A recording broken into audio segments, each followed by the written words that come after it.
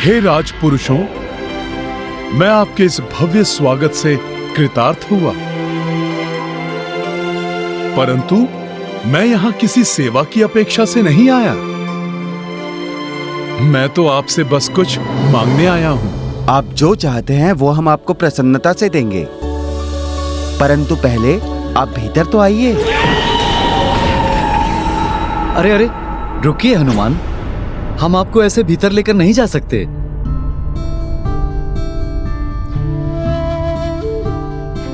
आप तो हमारे लिए ईश्वर के समान हैं, इसलिए पहले हम श्रद्धा पूर्वक आपके चरण धोएंगे। आप लोग कृपया ऐसा ना करें। मैं तो मात्र एक साधारण वानर हूं। हे कपीश्वर, आपके चरणों में तो परम प्रताप है। जिन चरणों ने स्वर्ण लंका को ध्वस्त कर दिया, वो हमारे इस तुच्छ राज्य में प्रविष्ट हुए हैं। विशालकाय पर्वत चकनाचूर हो गए आपके चरणों तले। हमारा तो अत्यंत साधारण सा राज्य है।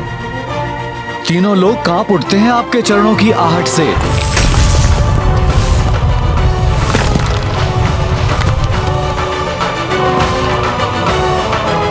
फिर हमारा निवास तो अत्यंत साधारण है।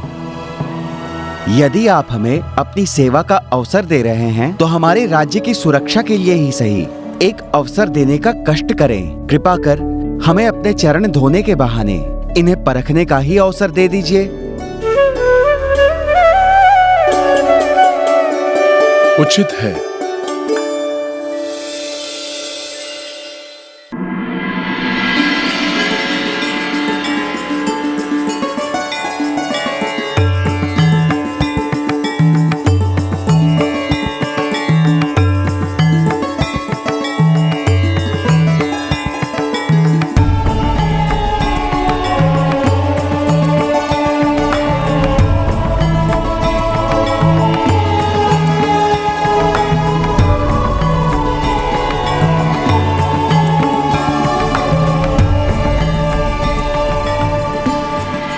आप दोनों राजपुरुषों को शत शत धन्यवाद, परंतु मैं रामकाज पूर्ण किए बिना ये भोजन ग्रहण नहीं कर सकता, और इस कार्य में आप दोनों ही मेरी सहायता कर सकते हैं। आप अपना अश्व मुझे दान कर दीजिए, जिसे मैं सही समय पर अयोध्या पहुंचा सकूं और मेरे प्रभु श्री राम उचित मुहूर्त में अश्वमेध यज्ञ प्रारंभ कर सके।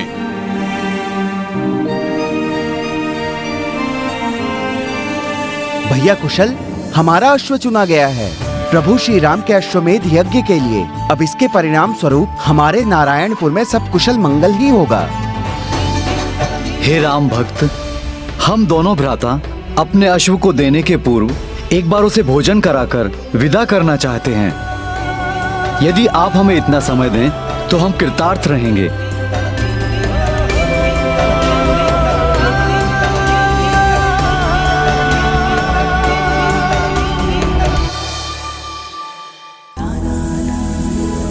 आज मैं स्वयं अपने हाथों से जल लाकर अपने प्रिय अश्व को स्नान करवाऊंगा। स्वयं गुड़ और चने के मिश्रण से भोजन तैयार कर अपने अश्व को प्रस्तुत करूंगा।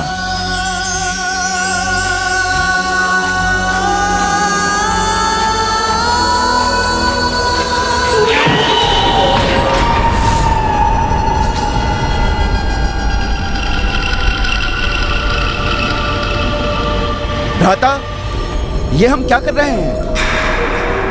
ये हम क्या कर रहे हैं? ये हमें नहीं करना चाहिए।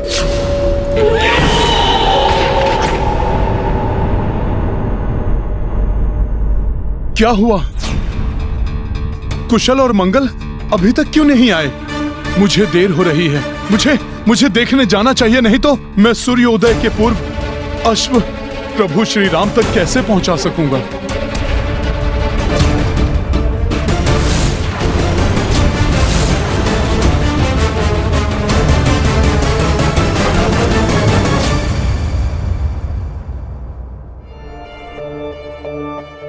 यदि उन दोनों भ्राताओं को हनुमान के प्रति अटूट श्रद्धा है तो अब तक हनुमान को अश्व के साथ लौट आना चाहिए था।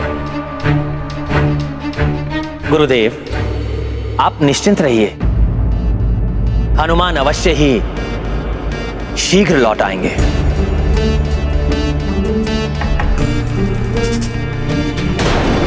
यदि हनुमान उन दोनों भाइयों से अश्व नहीं ला पाया तो कई वर्षों तक यज्ञ का मुहूर्त नहीं होगा।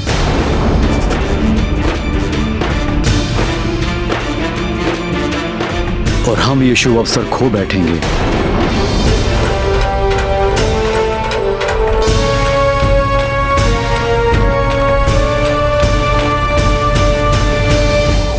उस वानर को हम ये अश्व नहीं दे सकते। वो तो मुझे कोई बहरूपीय प्रतीत होता है।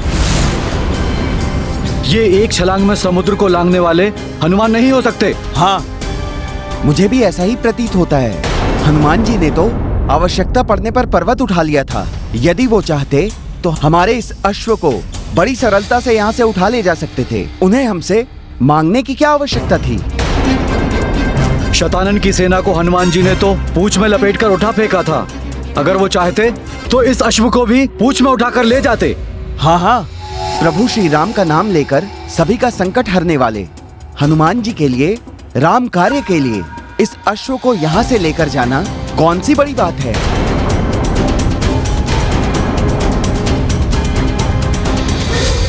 प्रभु विष्णु के भक्तों के साथ मैं भला ऐसा कैसे कर सकता था? ये तो मात्र मैं उन राक्षसों के साथ ही ऐसा कर सकता हूँ जो अधर्म के मार्ग पर चलते हैं।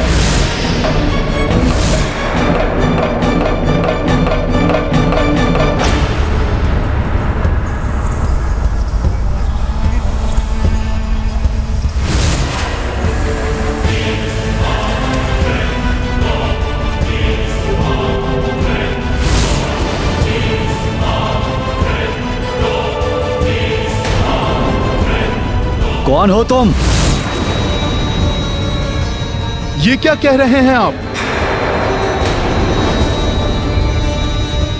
किसने आने दिया इस वानर को यहाँ पर?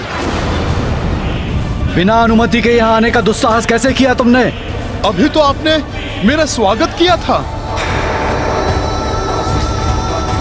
और अभी आप मुझे पहचानने के लिए भी तैयार नहीं।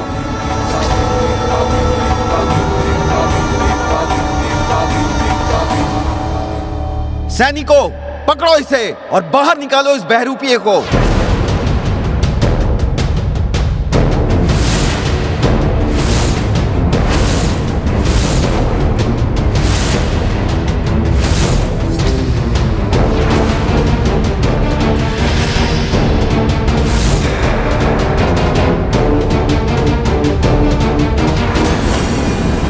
सोच बदलकर आसक्ति को अनासक्ति में बदल दिया मैंने।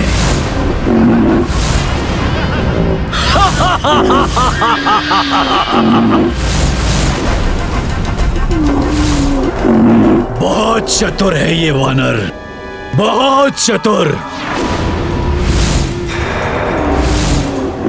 अभी भी अश्व को ले जाने में सफलता प्राप्त कर हमारी योजना को पूर्ण रूप से ध्वस्त कर सकता है। इसलिए प्रथम अवसर पाते ही उस अश्व के जीवन का अंत कर दो। ना रहेगा बांस और ना बजेगी बांसुरी। अकस्मात ही इनके विचार कैसे परिवर्तित हो गए? अवश्य ही ये निकुंभ ने किया है। महाराज कुशल, महाराज मंगल, ये आपको भी ज्ञात है कि मैं हनुमान ही हूँ। राक्षस निकुंभ के प्रभाव में आकर आप दोनों मुझ पर अविश्वास कर रहे हैं। बस बस, बंद करो अपनी ये मनगढ़ंत बातें। अब और हम नहीं आने वाले तुम्हारी इन बातों में। ये बातें मनगढ़ंत नहीं हैं। निकुंभ अपनी मायावी शक्ति से किसी के भी विचारों को प्रभावित कर सकता है। यही है उसकी नवीन रणनीति। उसी ने आप दोनों के मन में मेरे प्रति अविश्वास जागृत किया है। बस बस, मुझे तुम पर तनिक भी विश्वास नहीं है। दूर हो जाओ मेरी दृष्टि से। सैनिकों, बाहर निकाल दो इस वानर को। जो आ गया महाराज।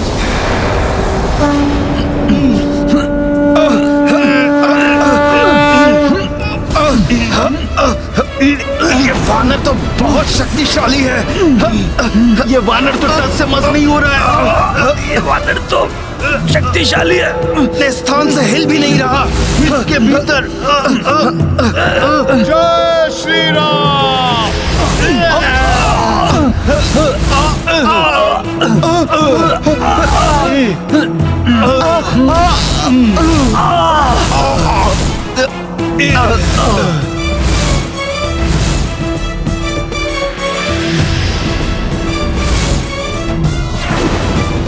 सैनिकों, इस वानर को उठा के फेंक दो बाहर।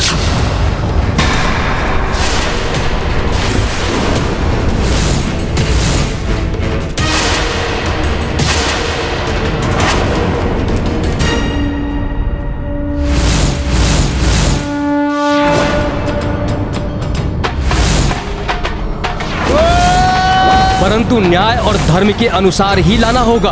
वो अश्व तुम्हें हरण कर, अन्यथा बलपूर्वक लाया गया अश्व यज्ञ के योग्य नहीं होगा।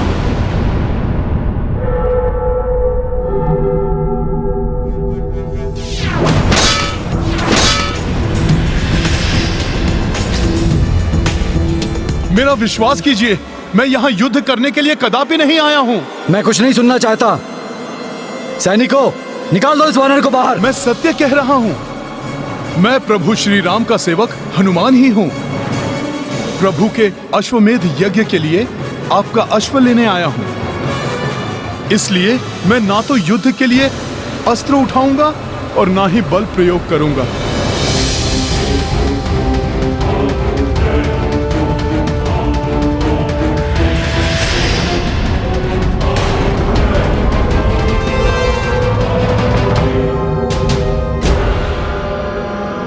वो चतुर वानर भले ही इन भाइयों के मस्तिष्क को मेरे प्रभाव से मुक्त करा ले, परंतु मेरे महाबली पंचासुर उस अश्व का अंत कर देंगे।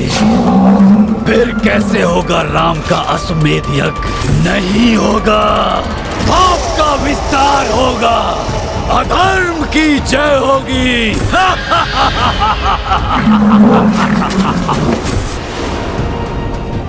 बहुत सुंदर हो तुम अश्व, किंतु तुम्हारा अंत करना आवश्यक है।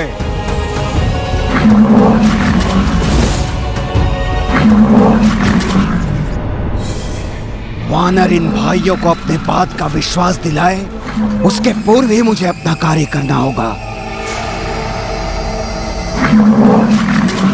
हनुमान का वेश बनाकर हमें छलने आए हो? तुम्हें यह अश्व कदापि नहीं मिलेगा।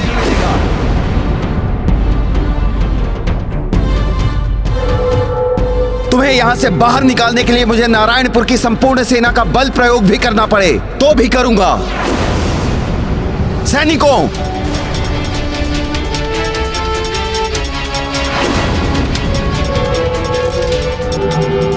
मैं अनायास ही दिव्य शक्तियों का प्रदर्शन नहीं करना चाहता था,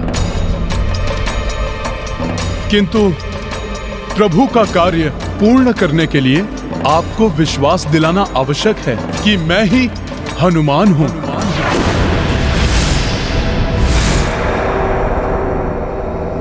जय श्री राम।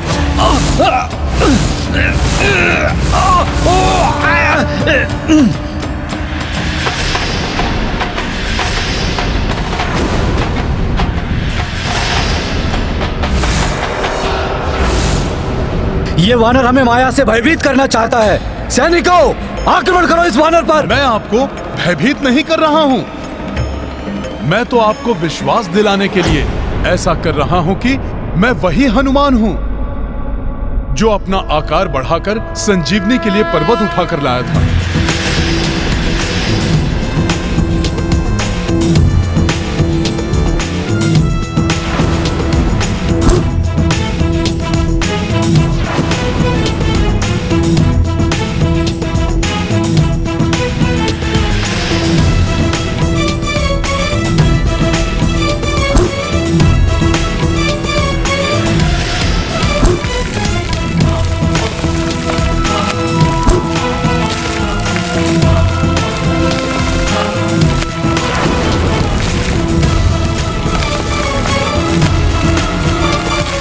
इस प्रकार इसने तो हनुमान की भांति पर्वत ही उठा लिया।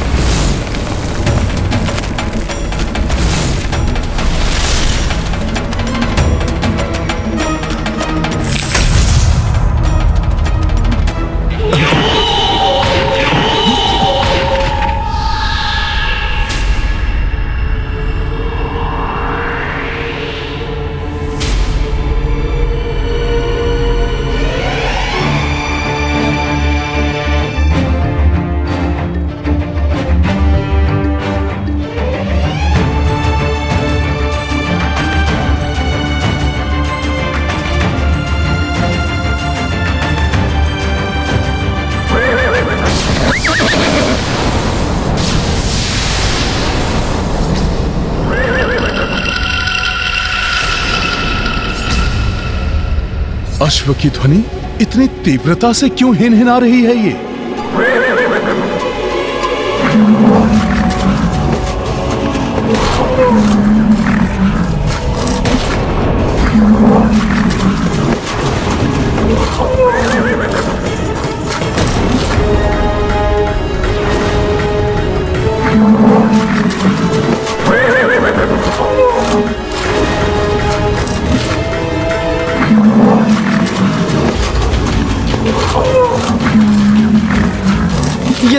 ये दानव कहां से आ गया?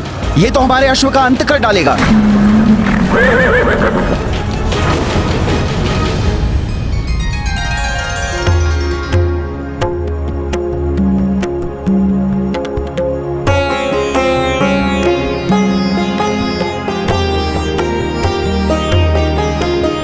अश्व को वहां स्नान कराना है, इसीलिए पवित्र जल को वहीं एकत्रित करो। स्वामी, ये आपका प्रथम अश्वमेध यज्ञ है। हमारे कुलदेवता सूर्यदेव की कृपा से आप भी अश्वमेध यज्ञ संपन्न करने वाले राजाओं में से एक हो जाएंगे।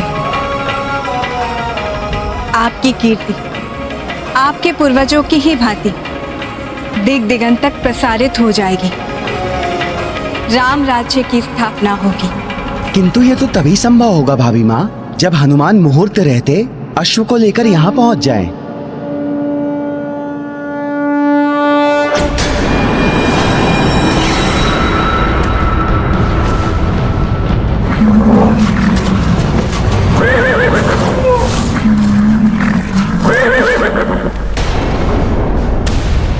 अच्छा, तो और भी दानव हैं यहाँ।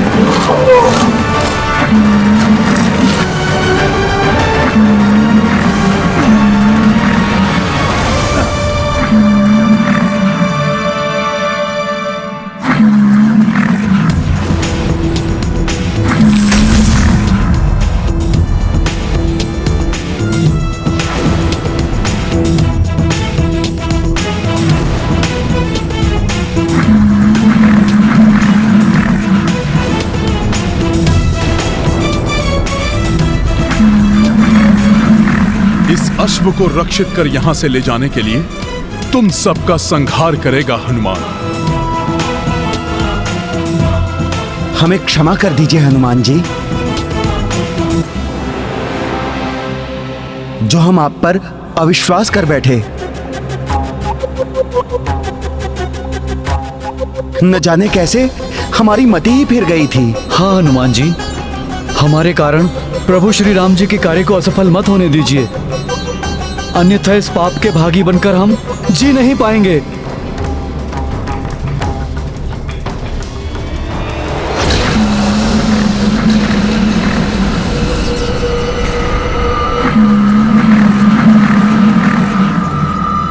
सूर्योदय होने को है। मुहूर्त के लिए अधिक समय शेष नहीं है। अब मुझे शीघ्र ही इन असुरों को समाप्त करके अश्व को समय रहते अयोध्या पहुंचाना होगा।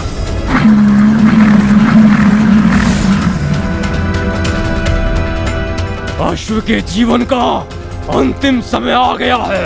एक साथ इन सभी असुरों को समाप्त करना होगा, अन्यथा विलंब हो जाएगा। जय श्री राम।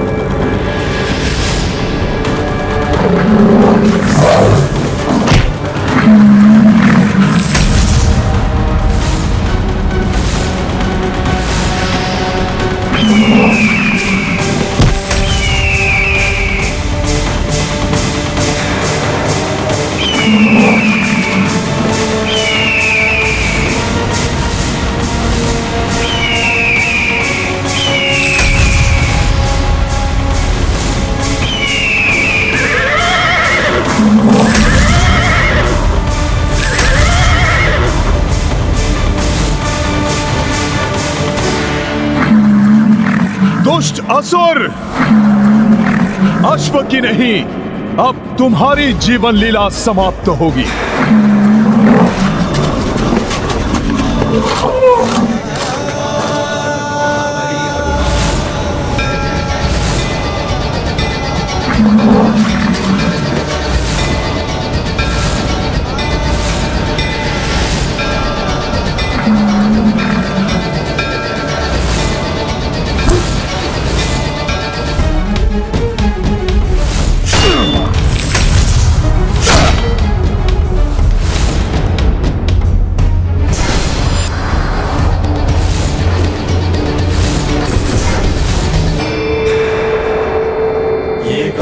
महाबली हनुमत की, रुचिकर लीला राम भगत की। जय जय जय रघुनंदन राम, जय जय जय महाबली हनुमान।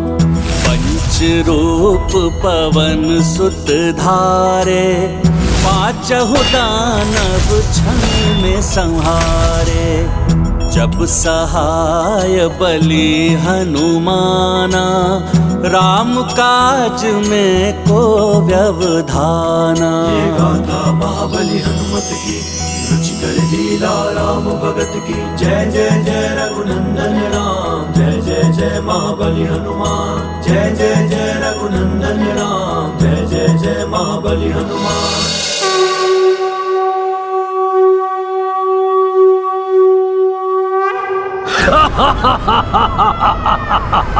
आश्चर्य, मेरे महादानवों का वध कर दिया इसने, मेरे महादानवों का।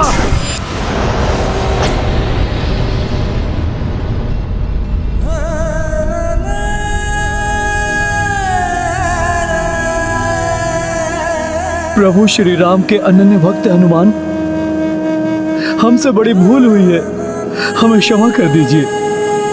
इससे पूर्व कि कोई और अनिष्ट घट जाए, या हमारी बुद्धि को कोई फिर से प्रभावित करे।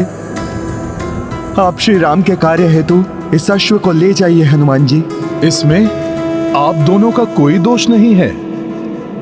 ये सब राक्षस निकुंभ ने किया है। संसार में अधर्म का विनाश करने के लिए अपनी माया से वो सबके विचारों को दूषित करने का प्रयास कर रहा है। सत्य है हनुमान जी, आपने हम दोनों भ्राताओं को अधर्म करने से बचा लिया। उस आसुरी शक्ति से हमारी रक्षा करने के लिए आपको शत शत नमन हनुमान जी।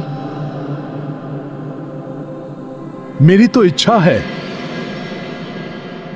कि मैं जगत के सभी मनुष्यों को ऐसी आसुरी शक्तियों से रक्षित कर सकूं।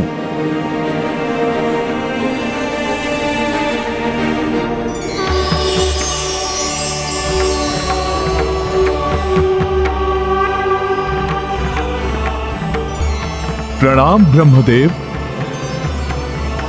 हनुमान, तुम तो सदैव से ही सबके संकट मोचन रहे हो। तुम्हारी इच्छा अवश्य पूर्ण होगी। मैं सृष्टिकर्ता ब्रह्मा ये विधान करता हूं कि अब से जिस भी घर एवं नगर के द्वार पर श्री राम का नाम लिखा होगा एवं तुम्हारे पंचमुखी रूप की प्रतिमा होगी, वहां कोई भी बुरी शक्ति या राक्षसी सोच प्रवेश नहीं कर पाएगी और तुम्हारी पंचमुखी प्रतिमा घर की 5 दिशाओं से रक्षा भी करेगी। जय श्री राम। ये गाथा महाबली हनुमत की, रुचिकर लीला राम भगत की। जय जय जय रघुनंदन राम, जय जय जय महाबली हनुमान। ब्रह्मा दिए हनुमत आसीसा, पंचमुखी महिमा हो विशेषा। नारायणपुर घर घर उभरा, पंचमुखी हनुमान का चित्रा। तत्पश्चात कपि सुनो भाई, अश्व हथेली लिए चढ़ाई। जन जन अरु राजा पर नामा, उड़ चले अवध दिशा हनुमाना। ये गाथा महाबली हनुमत की, रुचिकर लीला राम भगत की। जय जय जय रघुनंदन राम, जय जय जय महाबली हनुमान।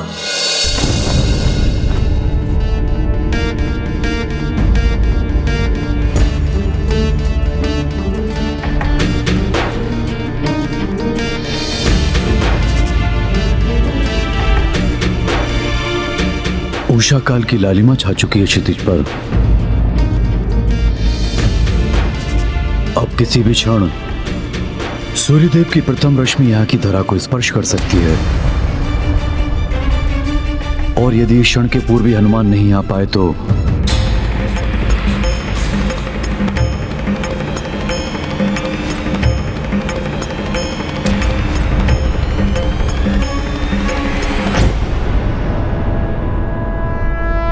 हनुमान आ गए।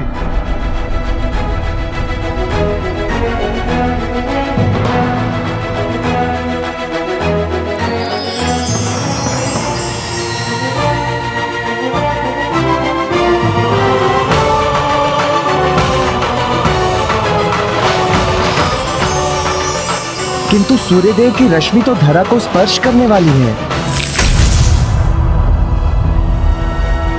प्रणाम गुरुदेव वशिष्ठ। प्रणाम ऋषि श्रेष्ठ अगस्त्य। कल्याण हो। प्रणाम प्रभु। प्रणाम माता। माता, कहीं मुझे आने में विलंब तो नहीं हुआ ना? पुत्र हनुमान, तुम्हारे होते हुए प्रभु के कार्य में विलंब कैसे हो सकता है?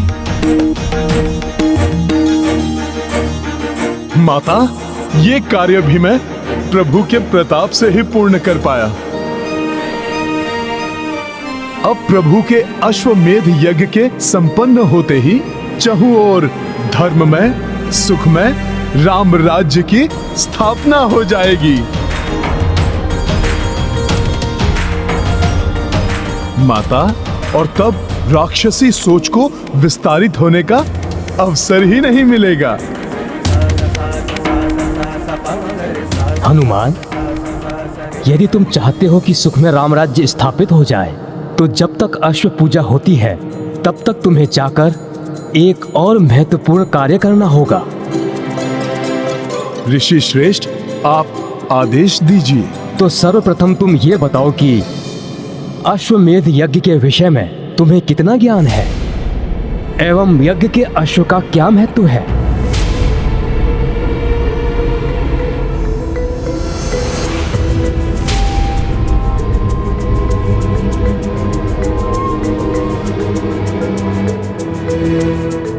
ऋषिवर, जहां तक मुझे ज्ञात है, राजा अपने साम्राज्य एवं प्रभुत्व को विस्तारित करता है। अश्व जिस राज्य से होकर निकलता है, उस राज्य के राजा को यज्ञ करने वाले राजा की अधीनता स्वीकार करनी होती है।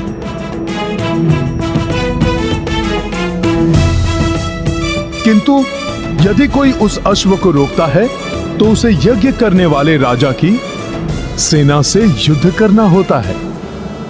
हाँ हनुमान, अंततः इस यज्ञ का लक्ष्य यह है कि समस्त राजा श्री राम की अधीनता बिना युद्ध के ही स्वीकार कर लें एवं राम राज्य में सम्मिलित हो जाएं।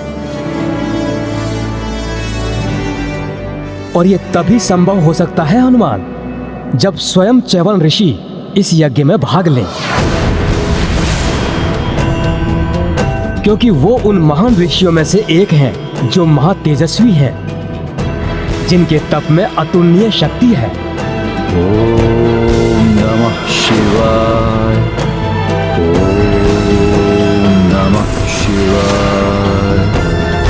ओम नमः शिवाय। च्यवन ऋषि के तपोबल से बड़े बड़े महाबली राजा भी थरथर कांपते हैं। उन्होंने अपने तप के प्रताप से इंद्रदेव को भी बंदी बना लिया था। आसुरी शक्ति एवं निशाचरी सोच वाले तो इनसे कोसों दूर ही रहते हैं।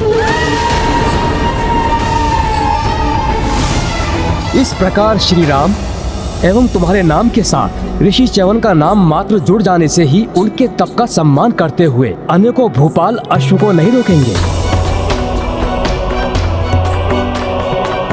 और बिना युद्ध किए ही प्रभु श्री राम के राज्य को स्वीकार कर लेंगे।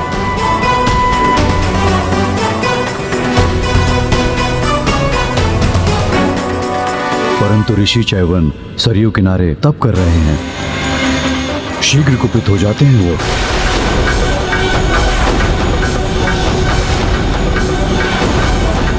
छोटी सी बात पर कठोर से कठोर श्राप दे सकते हैं।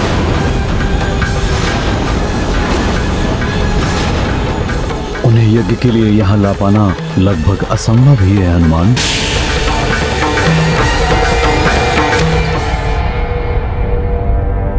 गुरुवर, प्रभु का कार्य है, प्रयास तो करना ही होगा मुझे। किंतु किसी कारण से रुष्ट होकर उन्होंने पुत्र हनुमान को श्राप दे दिया तो?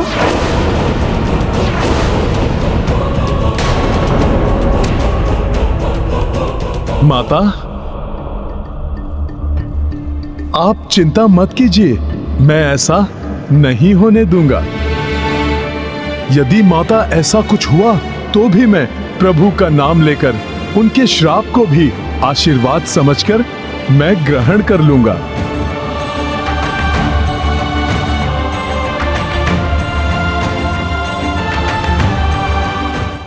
माता, किंतु मैं ऋषि च्यवन को लेकर अवश्य आऊंगा। कार्य कितना भी जटिल हो, किंतु बिना किसी संकट के समय रहते यदि वो कार्य कोई कर सकता है तो वो मात्र हनुमान ही है।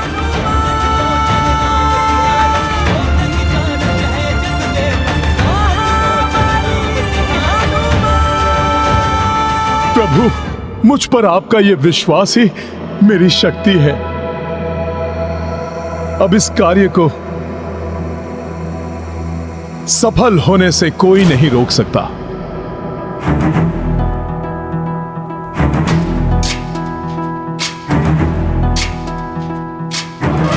प्रभु, आप बस मुझे आज्ञा दीजिए। सफल मनोरथ बाबा। वानर वानर वानर या!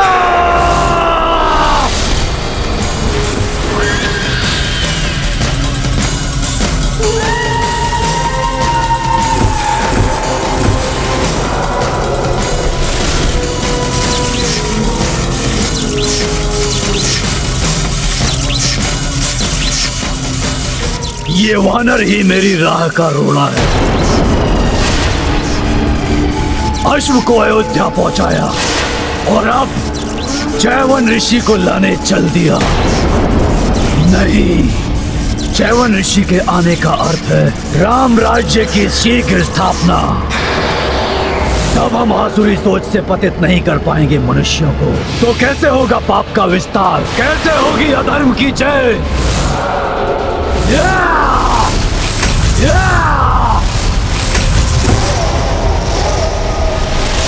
यज्ञ को किसी भी मूल्य पर सफल नहीं होने दूंगा मैं। विघ्न डालना होगा, विघ्न।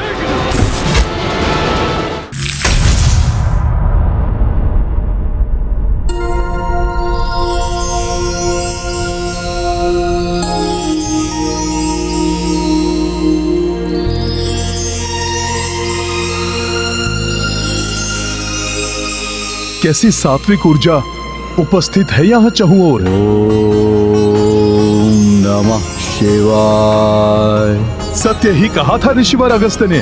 तप के तेज से यहाँ का संपूर्ण वातावरण शुद्ध, पवित्र एवं दिव्य बना हुआ है। ओम नमः शिवाय। च्यवन ऋषि भी आसपास ही कहीं होंगे।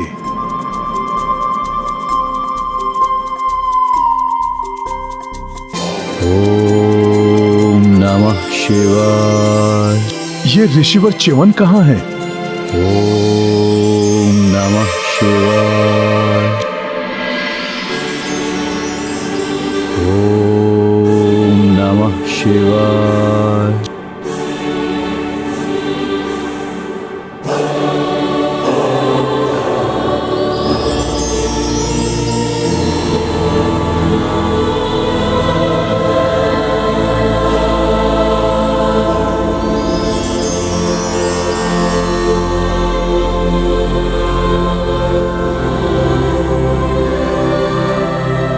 तप का ऐसा अद्भुत एवं विचित्र तेज, ऋषिवर च्यवन भी इतने युवा, आश्चर्य है।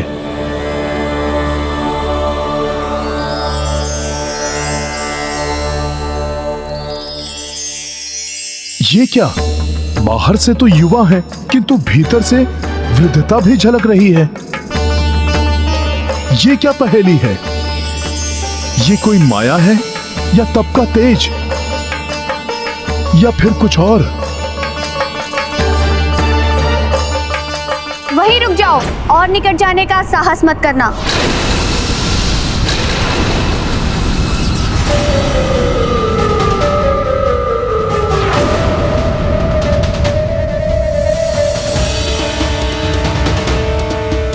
अब तृण भर भी आगे बढ़े तो तुम्हें ऋषिवर के प्रलयकारी कोप का भागी बनना पड़ेगा। कौन हो तुम? प्रणाम माता। मैं प्रभु श्री राम का सेवक हनुमान हूं। मैं ऋषिवर के तप में विघ्न नहीं डालूंगा, किंतु प्रभु श्री राम के अश्वमेध यज्ञ के लिए मुझे शीघ्र ही ऋषिवर को अयोध्या लेकर जाना है। उसके लिए तो तुम्हें ऋषिवर के मंत्र जाप के संपन्न होने तक प्रतीक्षा करनी होगी।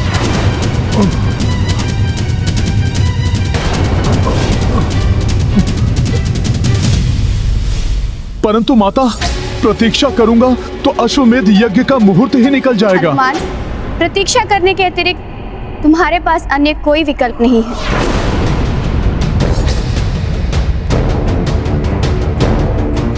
ओम नमः शिवाय। माता, कोई तो विकल्प होगा जिससे ऋषिवर कुपित भी न हो और ध्यान से जागृत भी हो जाएं। नहीं, अपितु किसी ने उनका ध्यान भंग किया तो उसे कठोर दंड देते हैं ऋषिवर। मैं भी दंड भोग रही हूँ। एक भूल के कारण जीवन भर के लिए इनकी दासी बनना पड़ा मुझे। माता, जीवन भर के लिए दासी? ऐसा क्या हो गया था आपसे? ये एक लंबी कथा है, सुनना चाहोगे? हाँ माता, किंतु नहीं नहीं माता, समय बहुत अल्पशेष है। आज मैं कथा के लिए क्षमा चाहता हूँ। माता, अभी तो मुझे ऋषिवर को ध्यान से जागृत करने के लिए कोई उपाय ढूंढना होगा।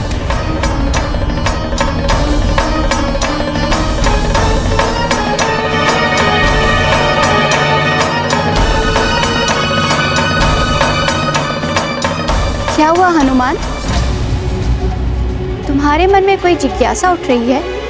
जिज्ञासा तो है माता। सैकड़ों वर्षों से जिनके प्रताप के बारे में सुना है, वो देखने में इतनी कम आयु के हैं।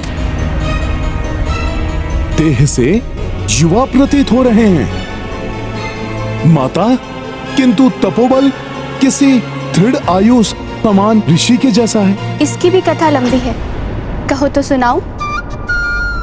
माता, तब तो आप रहने दीजिए। अभी तो आप यही प्रार्थना कीजिए कि ऋषिवर को बिना कोपित किए ध्यान से जागृत करने का उपाय मिल जाए मुझे। ऋषिवर का ध्यान तो उनकी इच्छा से ही टूटेगा। उचित है कि तुम प्रतीक्षा करो और मुझे अपने कार्य करने दो।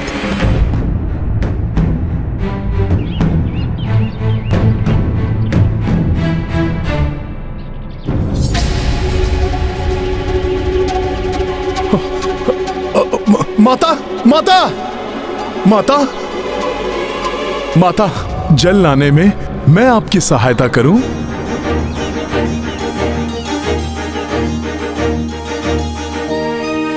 जिससे कि मैं उतने समय में ऋषिवर की कथा भी सुन सकूं।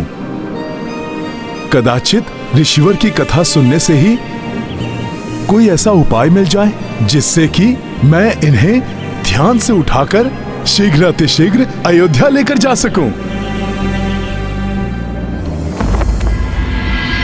गंगे च यमुने चैव गोदावरी सरस्वती नर्मदे सिंधु कावेरी जलेस्मिन् सन्निधिं कुरु। गंगे च यमुने चैव गोदावरी सरस्वती नर्मदे सिंधु कावेरी जलेस्मिन् सन्निधिं कुरु। अब शीघ्र ही पूर्ण सज्जित किया जाए अश्व को।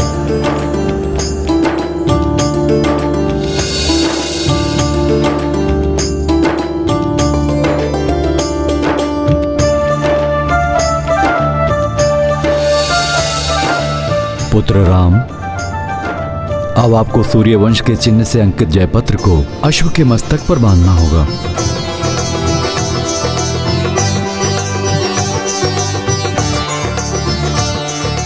अश्व तो अब दिग्विजय यात्रा के लिए पूर्णतया सज्जित हो गया है, किंतु ऋषिवर च्यवन आने वाले हैं। इसलिए हवन आदि और आगे की विधि उनके अनुसार हो तो उचित है। किंतु यदि हनुमान महर्षि च्यवन को मनाने में असफल रहे तो कहीं उनकी प्रतीक्षा करते करते शुभ मुहूर्त का समय ना निकल जाए।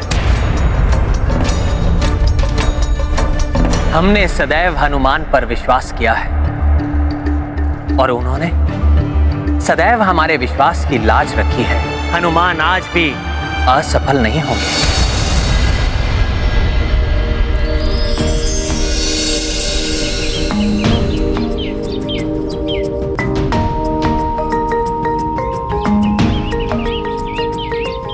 तो तुम कथा सुनना चाहते हो? कहां से आरंभ करूं?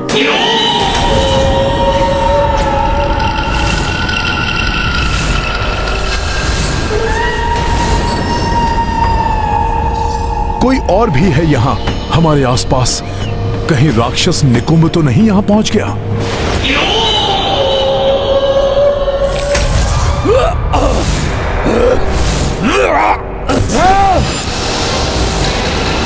अवश्य ही ये च्यवन ऋषि के तप की ऊर्जा है जो इस क्षेत्र की रक्षा कर रही है।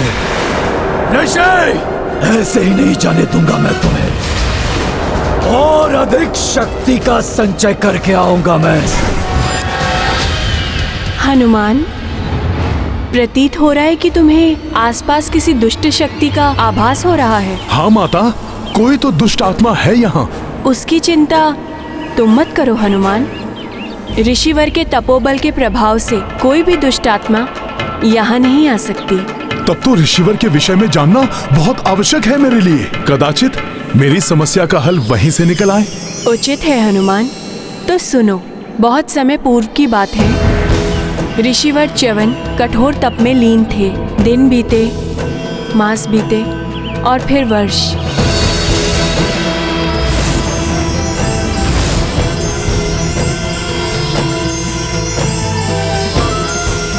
और इस प्रकार सहस्त्रों वर्ष उनका तप चलता रहा।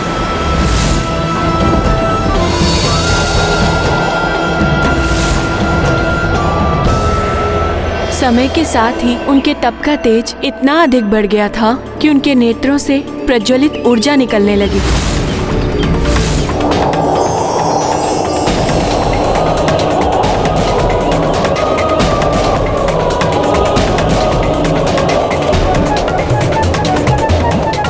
वो इतने गहन ध्यान में लीन हो गए कि दीमकों ने अपनी बाम्बियां उनके चारों ओर बना ली। फिर भी उनकी तपस्या अनवरत चलती रही। उनके तप की तरंगे संपूर्ण वातावरण को प्रभावित कर रही थी। उनके नेत्रों से निकलने वाली प्रज्वलित ऊर्जा बाम्बी के छिद्रों से बाहर निकलकर कौतूहल जगा रही थी। उन्हीं दिनों तीर्थ यात्रा पर अपनी पुत्री सुकन्या एवं सेना के साथ निकले हुए मनुपुत्र राजा शर्यार्थी ने नर्मदा नदी के किनारे पड़ाव डाला। वहीं निकट के वन में ऋषि च्यवन तप में लीन थे। उनके तप की तरंगों के प्रभाव से आकृष्ट होकर सुकन्या अपनी सखियों के साथ उस ओर निकल पड़ी।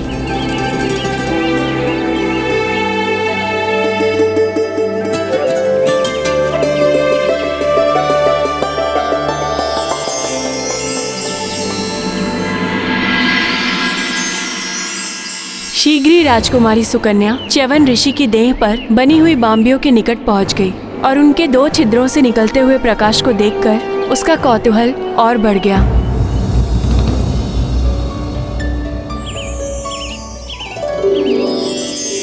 कितनी विचित्र है ये दीमकों की बाम्बी, और इन छिद्रों से निकलते हुए प्रकाश को देखकर ऐसा प्रतीत होता है जैसे इसके भीतर कोई प्रकाश पुंज हो। मैं देखती हूँ कि ये प्रकाश पुंज है क्या। सुकन्या को भय तो लग रहा था, किंतु कौतूहलवश उसने एक तीक्ष्ण तृण को उठाया और बाम्बी के निकट पहुंच गई। तीक्ष्ण तृण? ऐसा कौतूहल तो संकट का कारण बन सकता था माता। हाँ हनुमान, सत्य से अनभिज्ञ राजकुमारी सुकन्या ने कौतूहलवश उस तीक्ष्ण तृण को बाम्बी के छिद्र में ढोक दिया। माता, कौतूहल तो वैसे अच्छा है, क्योंकि कौतूहल ही नवीन ज्ञान अर्जित करने के लिए प्रेरित करता है। किंतु कौतूहलवश असावधानी से किया गया कार्य कभी कभी घातक भी बन जाता है। हाँ हनुमान, जैसे ही उसने तृण बाहर निकाला उसे छिद्र से रक्त बहता हुआ दिखाई दिया। भयाक्रांत हो गई वो। उसे विश्वास ही नहीं हो रहा था कि वो ऐसी भूल कर बैठी है। तभी एक घायल ऋषिवर को बाम्बी से निकलते हुए देखकर भयभीत सुकन्या अपनी सखियों के संग वहाँ से भाग निकली। राजकुमारी सुकन्या, ये तो कोई ऋषि है, चलिए यहाँ से। ऋषिवर का क्रोध अपने चरम पर था। राजकुमारी सुकन्या, मेरी सहस्त्रों वर्षों की तपस्या भंग कर दी तुमने, और ये संसार देखता रह गया। इस अपकृत्य का दंड तुम ही नहीं, समस्त सृष्टि भोगेगी। नष्ट कर दूंगा मैं सब कुछ, कोई नहीं बचेगा मेरे कोप से।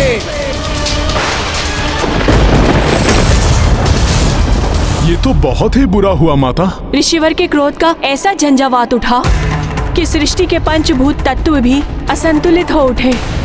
वायु महाप्रचंड वेग से सब कुछ उड़ाने लगी।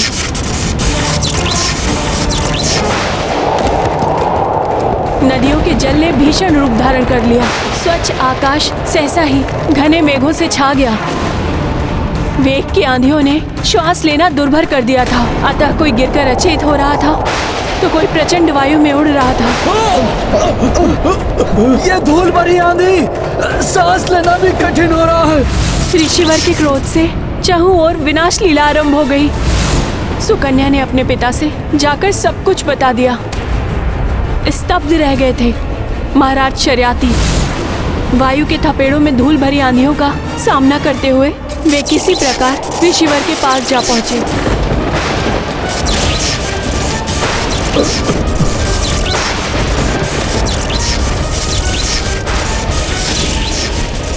क्षमा ऋषिवर, क्षमा। मेरी पुत्री के इस कृत्य के लिए मैं क्षमा चाहता हूँ। अपने इस कोप को शांत कर लीजिए ऋषिवर। प्रकृति असंतुलित हो चुकी है। शांत हो जाइए ऋषिवर, शांत हो जाइए। महाराज शर्याती की क्षमा याचना का ऋषि के कोप पर कोई प्रभाव नहीं पड़ा और उसे देखकर सुकन्या भी उनके चरणों में गिर पड़ी। सृष्टि में प्रलय की स्थिति उत्पन्न हो रही है ऋषिवर। भूलवश हुए अपराध का इतना बड़ा दंड मत दीजिए सृष्टि को।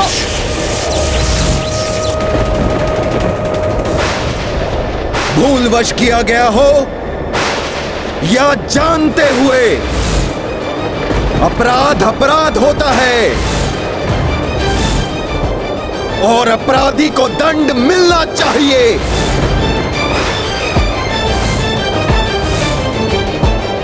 तो मुझे दंड दीजिए। अपराध मुझसे हुआ है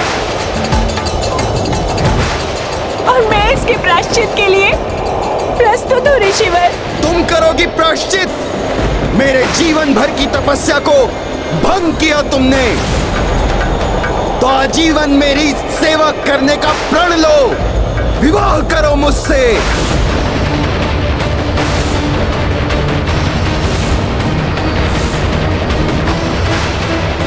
नहीं नहीं, मेरी पुत्री सुकुमारी है और आप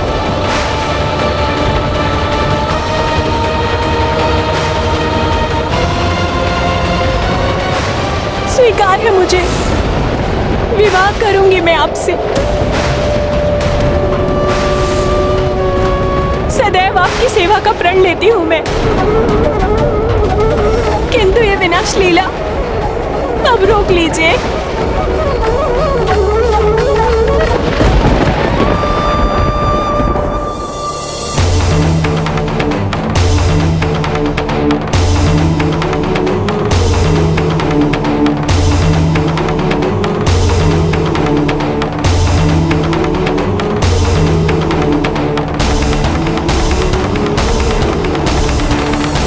ये तो अनुचित था माता। फिर क्या हुआ? विवाह हुआ या नहीं?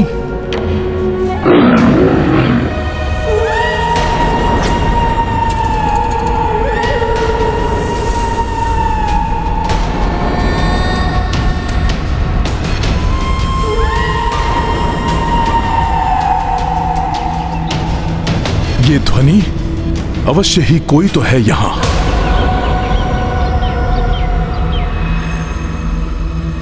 विवाह हुआ हनुमान। सुकन्या अपने पति को इष्ट देव मानकर दिन रात उनकी सेवा में जुट गई। पतिव्रत धर्म का पालन, सदाचरण एवं वर्षों की अनवरत सेवा को देखकर एक दिन ऐसा भी आया जब ऋषिवर सुकन्या पर प्रसन्न हो गए।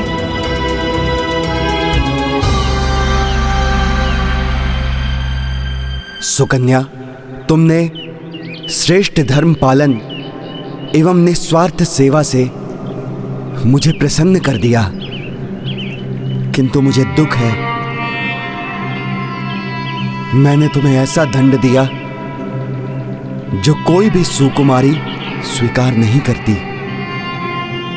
तुम सुंदर, तरुणी और मैं एक नेत्र वाला कृशकाय वृद्ध। किसी प्रकार मेरा नेत्र मुझे वापस मिल जाता, मेरी युवा अवस्था लौट आती, तो मैं तुम्हें वो सुख दे पाता जो तुमने मुझे अपनी सेवा से दिया है। ऐसा संभव है ऋषिवर? प्रणाम ऋषिवर। प्रणाम माते। आप? मैं अश्वनी कुमार हूं ऋषिवर। पिताश्री सूर्यदेव और माता प्रभा का पुत्र, चिकित्सा विज्ञान एवं औषधीय शास्त्र से परिपूर्ण आयुर्वेद का विशेषज्ञ हूं मैं आपको ऐसी औषधि प्रदान कर सकता हूं जिससे आपका एक नेत्र एवं आपका यौवन लौट आएगा और आप मुझसे भी अधिक सुंदर और हृष्टपुष्ट दिखाई देने लगेंगे। किंतु प्रतिफल स्वरूप पहले आपको यज्ञ में अन्य देवताओं की भांति मेरे लिए भी हविष्य अर्पण करना होगा, जिससे कि मैं भी देवताओं की पंक्ति में बैठने का अधिकारी बन सकूं।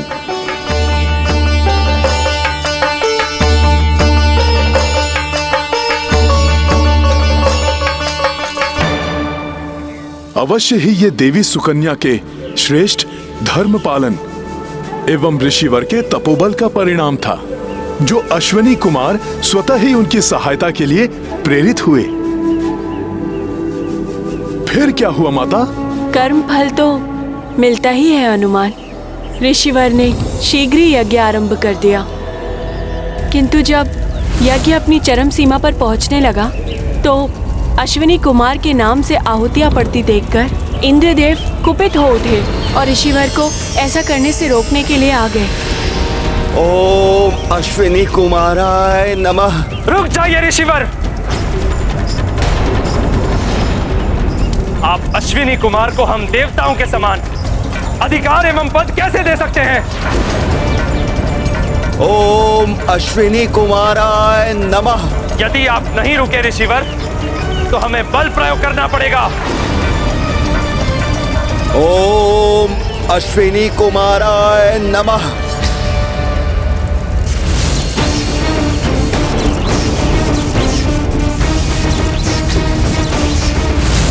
ओम अश्विनी कुमाराय नमः। आप ऐसे नहीं रुकेंगे ऋषिवर।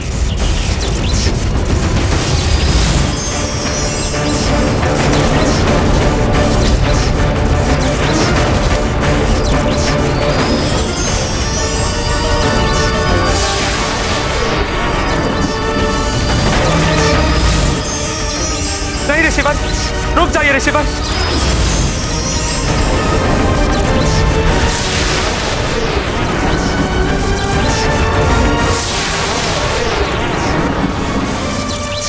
क्षमा ऋषिवर च्यवन, क्षमा।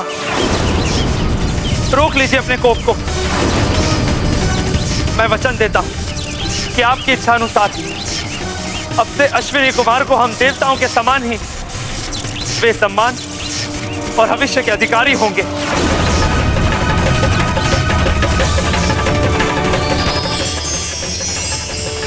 शांत हो जाइए ऋषिवर, क्षमा कर दीजिए इंद्रदेव जी को।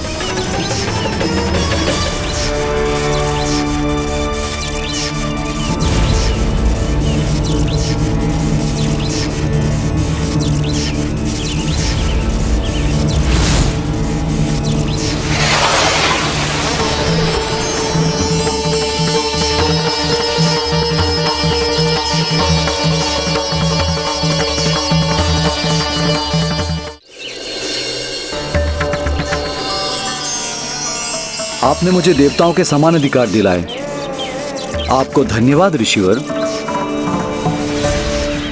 अब आप ये औषधि स्वीकार कीजिए।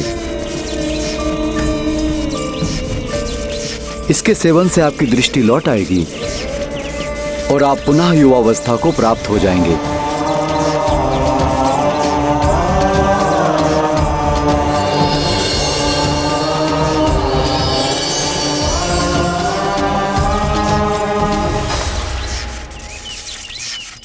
और मैं ये घोषणा करता हूं, भविष्य में ये औषधि आपके नाम से ही प्रचलित होगी। च्यवनप्राश के ही नाम से सब इसे जानेंगे।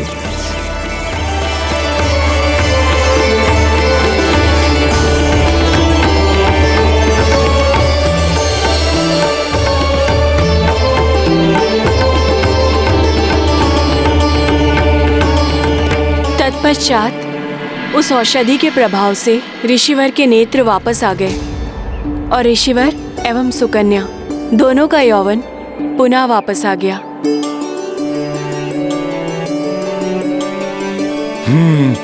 मैं पहचान गया माता, आप ही राजकुमारी सुकन्या है ना?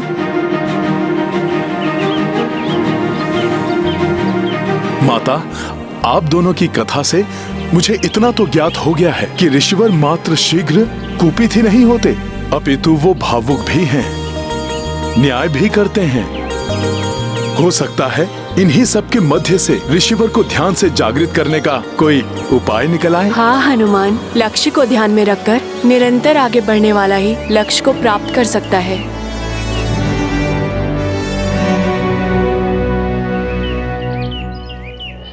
माता, कथा सुनते सुनते हम यहाँ कब पहुँच गए ज्ञात ही नहीं हुआ। अब मैं जल भर कर लाता हूँ।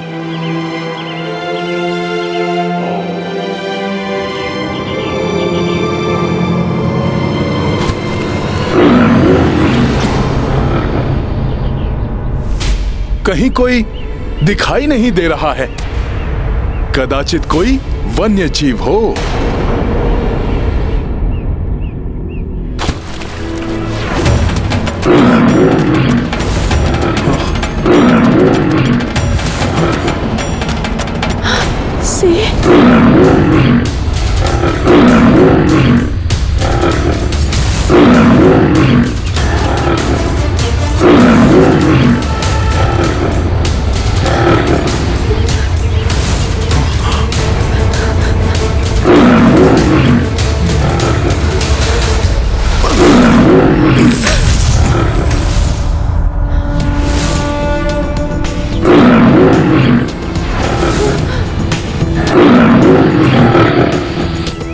भयभीत होने की कोई आवश्यकता नहीं है माता,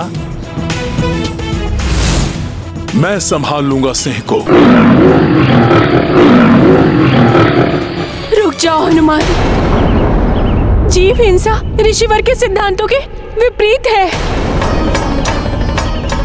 विशेष रूप से वन जीवों की हिंसा के वो पूर्णता विरुद्ध है। इसलिए तुम इस सिंह को आहत मत करना। ये स्त्री मेरा आहार है वानर, इसलिए मेरे मार्ग से हट जाओ, मैं बहुत भूखा हूँ। ऋषिवर च्यवन के सिद्धांतों के अनुसार मैं तुम्हें आहत नहीं करूंगा वनराज, किंतु तुम्हें माता को भी आहत नहीं करने दे सकता।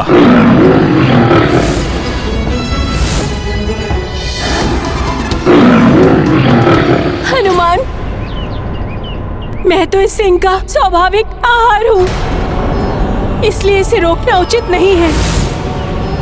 और यदि मेरी देह से किसी जीव की क्षुधा शांत होती है तो ये मेरा सौभाग्य ही होगा। यदि तुमने माता को आहार बना लिया तो ऋषिवर च्यवन की रक्षा कौन करेगा?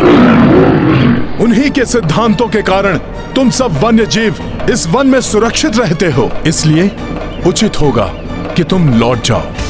वानर, ये तो विधि का विधान है कि हम सिंह किसी को भी अपना आहार बना सकते हैं। यदि तुम इस स्त्री को बचाना चाहते हो तो उसके स्थान पर तुम्हें मेरा आहार बनना स्वीकार करना होगा।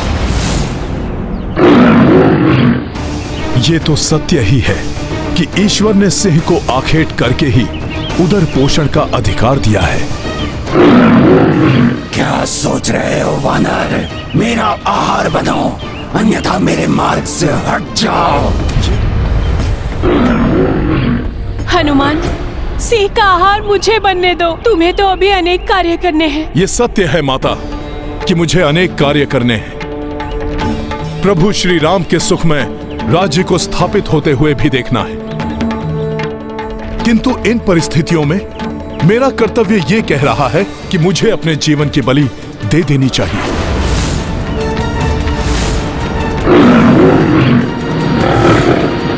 नहीं, तुम्हें तो अभी न जाने कितने लोगों को संकटों से बचाना है। संकट मोचन हो तो। क्षमा करें माता, आपको भी तो संकट से बचाना है मुझे। आप बस मेरा इतना ही कार्य कर दीजिएगा। जब ऋषिवर ध्यान से उठें, उन्हें शीघ्र अतिशीघ्र अयोध्या पहुंचने के लिए कह दीजिएगा। कहीं प्रभु श्री राम का कार्य मध्य में ही ना रुक जाए।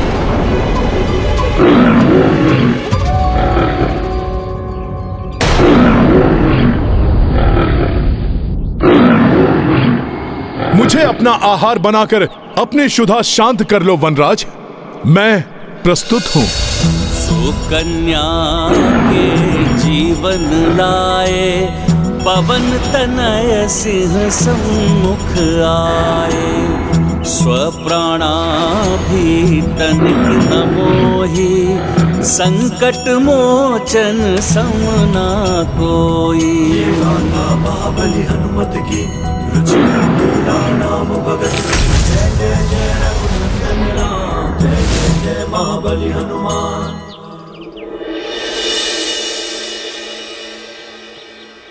उठो हनुमान।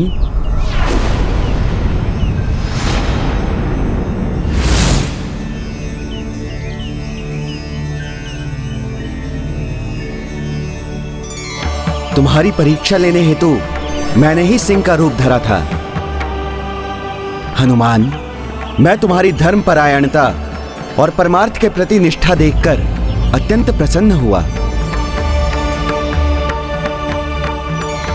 प्रणाम ऋषिवर। कल्याण हो हनुमान। कहो, क्या इच्छा है तुम्हारी? क्या वरदान दूं मैं तुम्हें? मेरे लिए तो यही सबसे बड़ा वरदान होगा ऋषिवर कि आप मेरे साथ अयोध्या चलें और प्रभु श्री राम के अश्वमेध यज्ञ में आप भाग लें। स्वयं प्रभु श्री राम ने मुझे यहां आपको लाने भेजा है। स्वयं प्रभु श्री राम ने अपने इस तुच्छ भक्त को बुलाया है। अब ये भक्त प्रभु श्री राम के आदेश का पालन करने में एक क्षण का भी विलंब नहीं करेगा। प्रभु श्री राम ने अपनी अयोध्या नगरी में अपने भक्त को बुलाकर उसका जीवन धन्य कर दिया है। मैं आ रहा हूं प्रभु श्री राम, मैं आ रहा हूं। अद्भुत है ऋषि च्यवन की भक्ति, विलक्षण है इनका प्रभु प्रेम। सिया राम राम जय राम राम, सिया राम राम जय राम राम, सिया राम राम जय राम राम, सिया राम राम जय राम राम, सिया राम राम जय राम राम, सिया राम राम जय राम राम, सिया राम राम जय राम राम,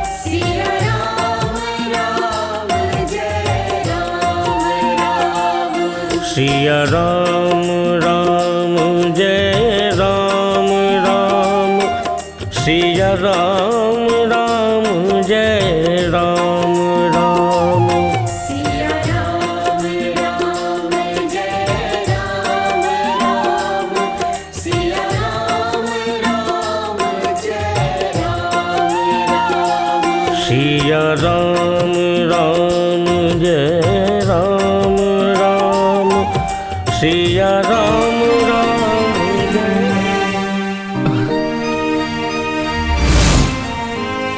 क्या हुआ ऋषिवर? आप रुक क्यों गए? तुम क्लांत हो गए हनुमान। कब तक इस प्रकार मेरे पांव के नीचे अपने हाथ रखकर मुझे कष्ट पहुंचने से सुरक्षित रखोगे?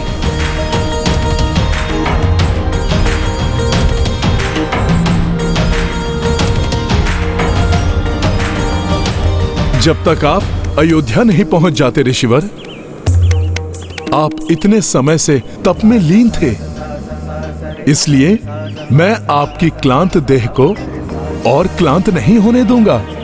अब चिंता ना करिए, प्रभु कृपा से मुझे कुछ नहीं होगा।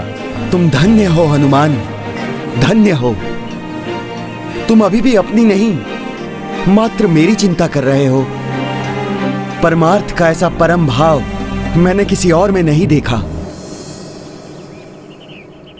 हे ऋषिवर, ये परमार्थ नहीं, ये तो मेरा परम स्वार्थ है। आप जैसे राम भक्त की सेवा कर मैं तो अपने प्रभु श्री राम की ही सेवा कर रहा हूं। इसलिए यदि आपको आपत्ति ना हो तो आप मेरे हाथ पर विश्राम करते करते चलिए। मैं आपको समय पर अयोध्या पहुंचा दूंगा। उचित है हनुमान, किंतु स्मरण रहे मार्ग में मेरे विश्राम में कोई बाधा नहीं आनी चाहिए। यदि ऐसा हुआ तो मैं उसी क्षण नीचे उतर जाऊंगा।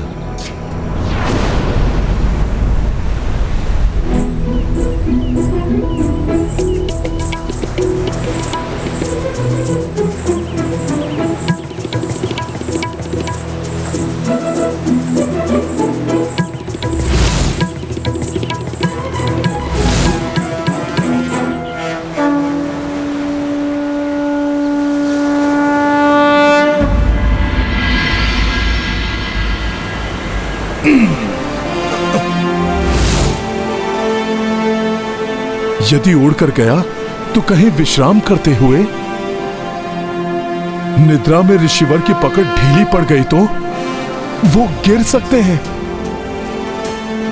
इसलिए मुझे चलकर ही जाना चाहिए। जय श्री राम।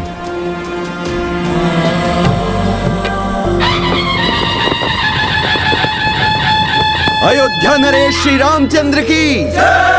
अयोध्या नरेश श्री रामचंद्र की जय। अयोध्या नरेश श्री रामचंद्र की जय। अयोध्या नरेश श्री रामचंद्र की जय। अयोध्या नरेश श्री रामचंद्र की जय।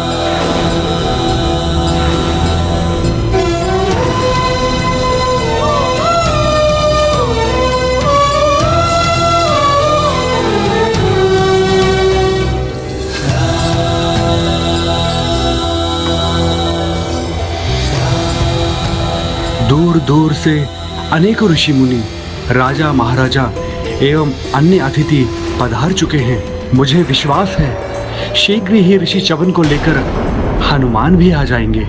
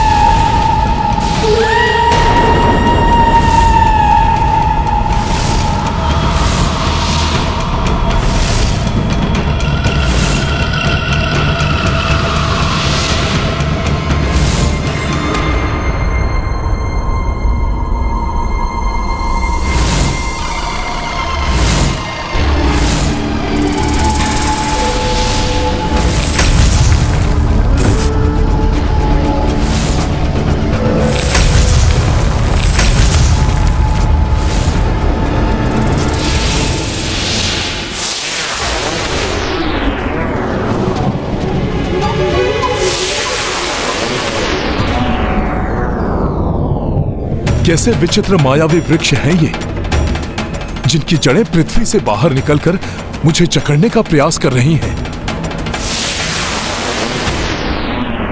ये तो संपूर्ण वन ही मायावी प्रतीत होता है।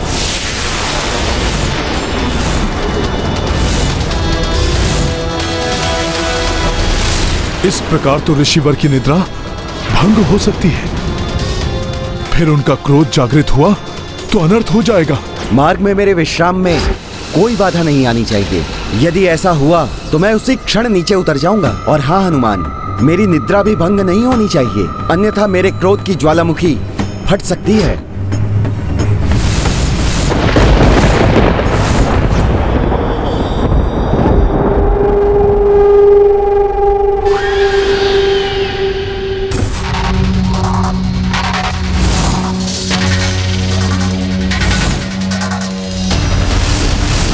ये तो विकट स्थिति उत्पन्न हो गई। यदि मैं झटक कर इन जड़ों को अपने पांव से मुक्त करता हूं तो ऋषिवर की निद्रा भंग होने की संभावना है। और यदि मेरे पांव मुक्त ना हो तो आगे ही नहीं बढ़ पाऊंगा मैं। फंस गया मरकट मेरे मायावी जाल में।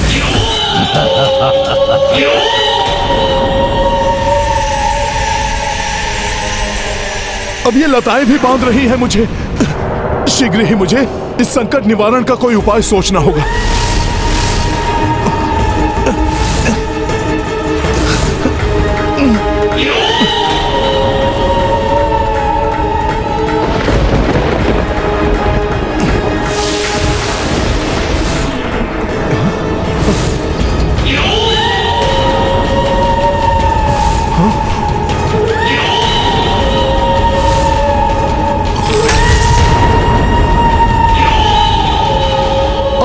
आसुरी आकृति कहां से उत्पन्न हो गई?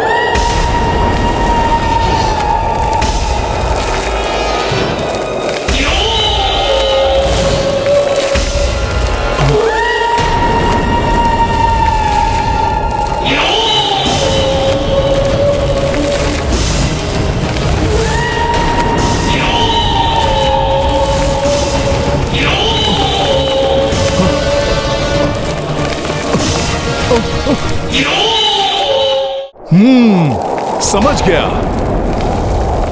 ये कोई आसुरी चाल है। ऋषिवर के विश्राम को भंग कर उनके कोप को जागृत करने की, जिससे कि वो मुझे ही दंड दे दे और मैं उन्हें अयोध्या तक न ले जा सकूं। किंतु मैं ऐसा कदापि नहीं होने दूंगा।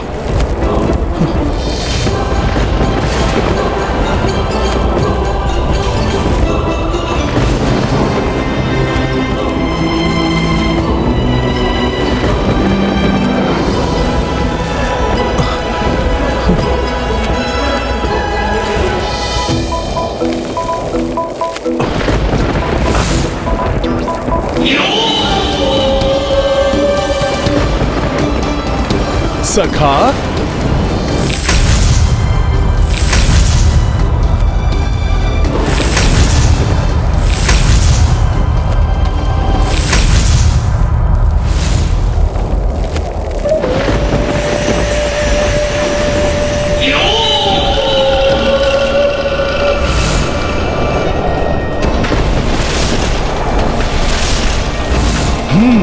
तो ये उपाय है इस दुष्ट के मुख को बंद करने का।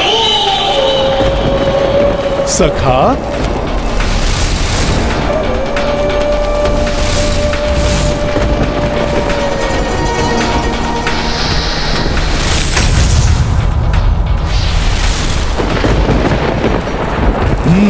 इस आसुरी मुखाकृति से तो छुटकारा प्राप्त हुआ।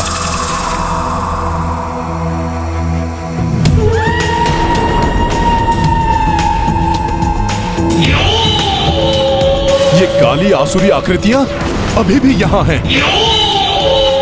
अर्थात अभी संकट दूर नहीं हुआ है।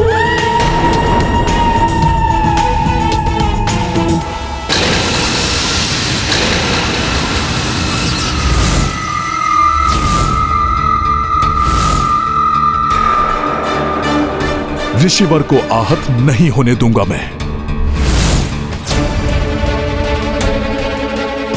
सखा,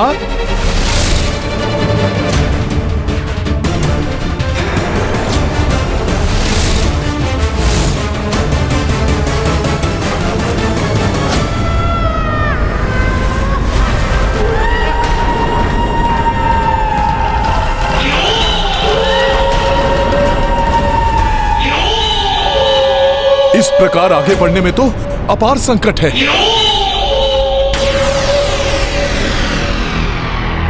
ऋषिवर के प्राण सुरक्षित नहीं है, इसलिए उनकी निद्रा और विश्राम भंग हुए बिना सर्वप्रथम मुझे इन मायावी वृक्ष रूपी संकटों से मुक्ति पानी चाहिए।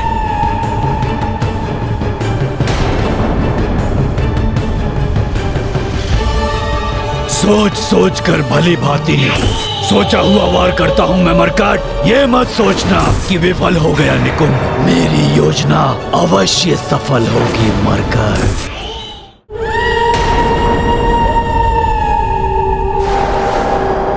तो दुष्ट निकुंभ अभी भी अश्वमेध यज्ञ में व्यवधान उत्पन्न करने का प्रयत्न कर रहा है।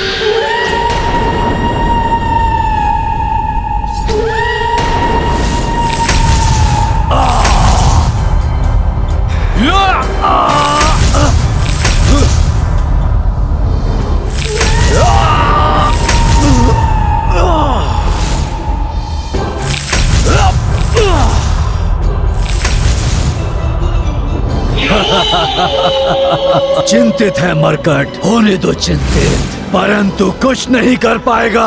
मेरी माया से बच नहीं सकेगा वो। सर्वप्रथम ऋषिवर के विश्राम की उचित व्यवस्था करता हूं, उसके उपरांत ही इन असुरों को मार्ग से हटाऊंगा मैं। सखा,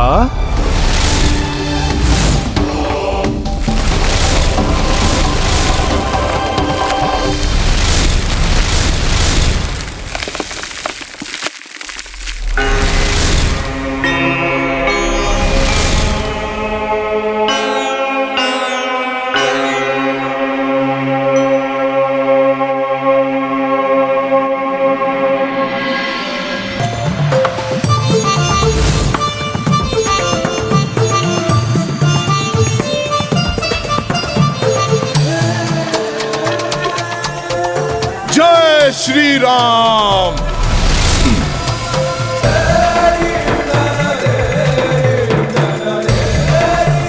क्षमा कीजिए ऋषिवर, उन दुष्ट असुरों के कारण मुझे अपने हाथ से उतारना पड़ा आपको, परंतु यहां आपकी निद्रा भंग नहीं होगी।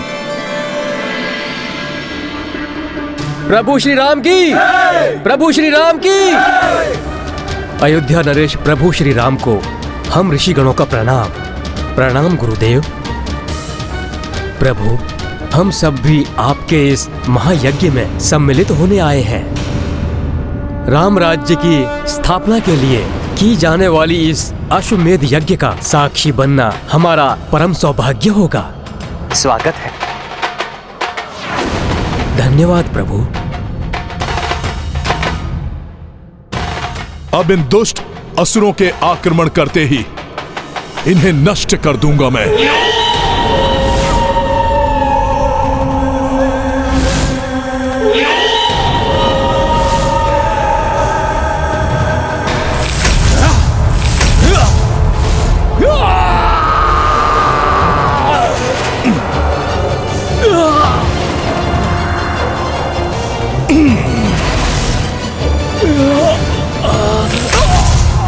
बताओ मुझे, तुम्हारे अन्य सहयोगी कहां हैं?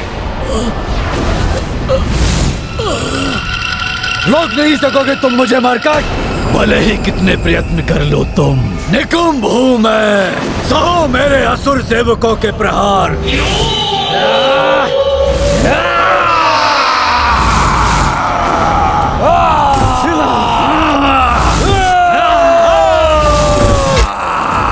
तो ये संपूर्ण सेना है यहां।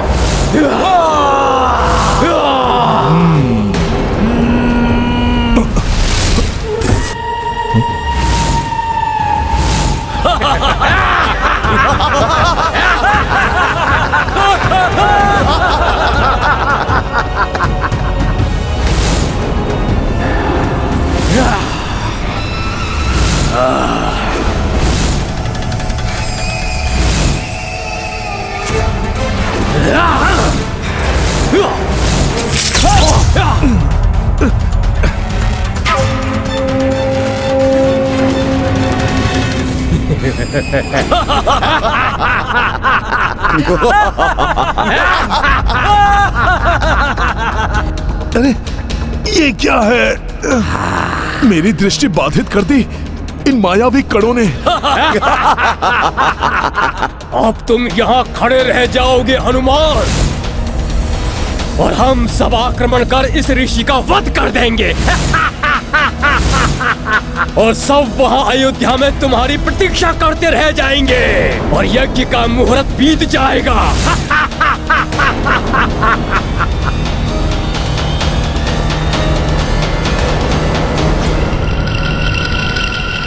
यज्ञ के लिए अश्व विधिवत रूप से तैयार है। अन्य सभी प्रबंध हो चुके हैं, किंतु हमारे पास समय शेष नहीं है।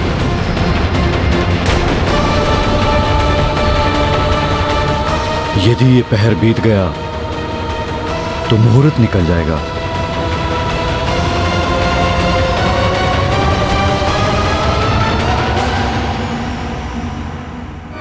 कहाँ है हनुमान?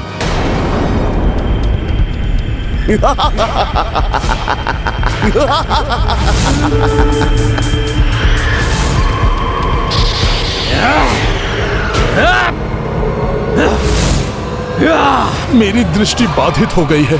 कहीं ये दुष्ट राक्षस ऋषिवर की निद्रा ना भंग कर दें। यदि ऐसा हुआ तो अनर्थ ही हो जाएगा। व्यक्ति का प्रथम कर्तव्य होता है अपने उत्तरदायित्व का भली भांति निर्वहन करना, चाहे मार्ग में कितनी भी चुनौतियां आएं।